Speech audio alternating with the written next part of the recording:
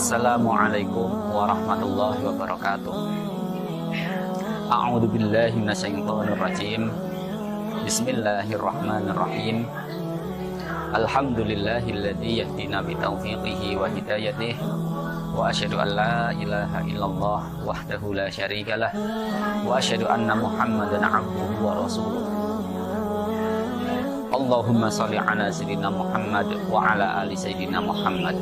Amma ba'du. Saudaraku kaum muslimin, kaum muslimat yang dirahmati Allah. Pada kesempatan kali ini di bulan suci Ramadan,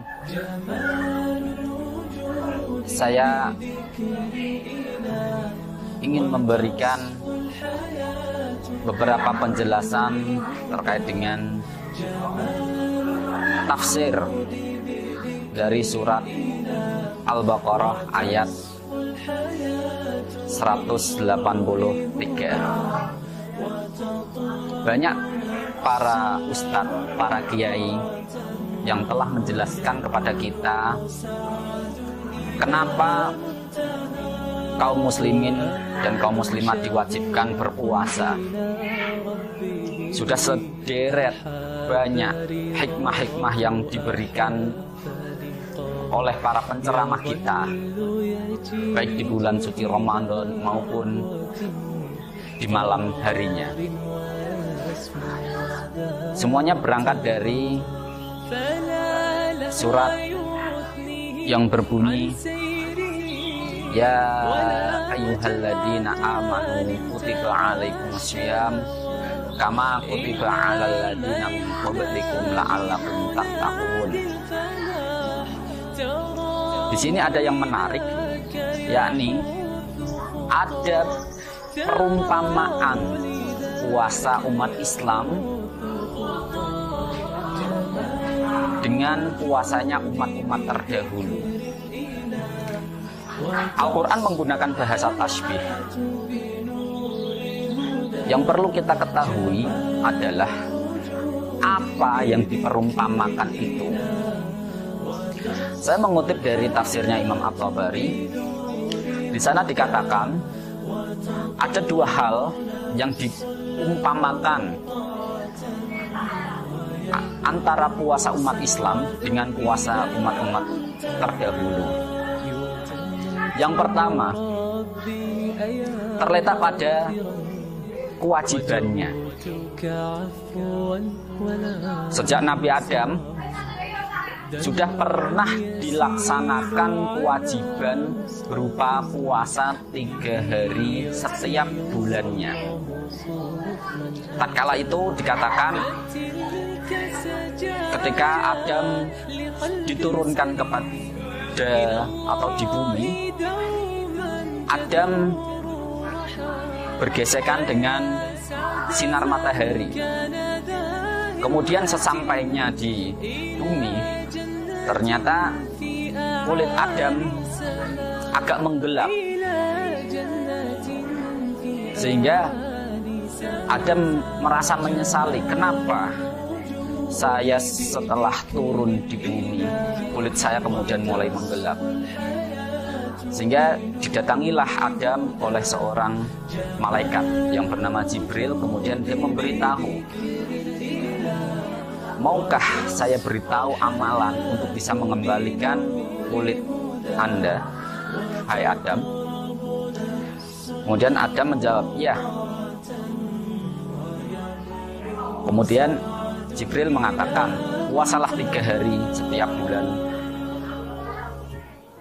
Sehingga puasa 3 bulan, 3 hari maksud saya, 3 hari dalam setiap bulannya kemudian dikenal dengan nama Ayyaumul Bid atau hari-hari untuk pemutihan.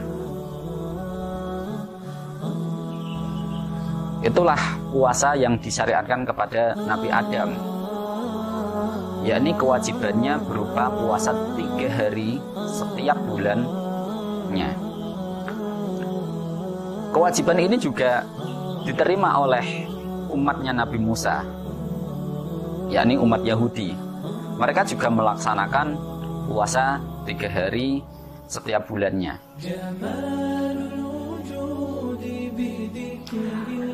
Nah, Imam At-Tabari kemudian mengatakan tadi adalah perumpamaan dalam sisi kewajibannya.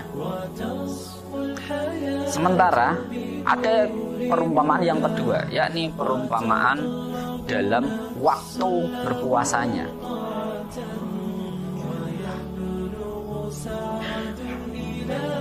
Yang dimaksud di sini adalah puasanya umat Nabi Isa alaihi salam, yakni umat Nasrani.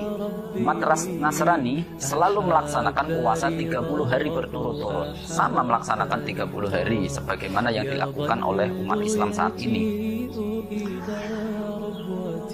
Umat Nasrani melaksanakan puasa 30 hari berturut-turut itu ternyata selalu berpapasan dengan musim kemarau yang sangat panjang, sehingga mereka merasa kepanasan, merasa tidak mampu.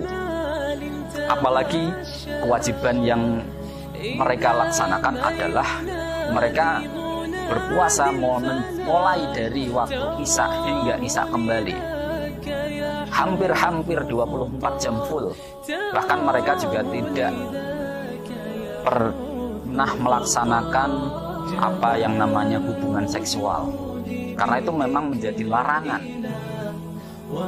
sehingga mereka merasa keberatan dengan hal ini, sehingga mereka melaksanakan puasanya diganti sesuai dengan iklim. Apabila iklim di daerahnya dingin, mereka baru bisa melaksanakan puasa.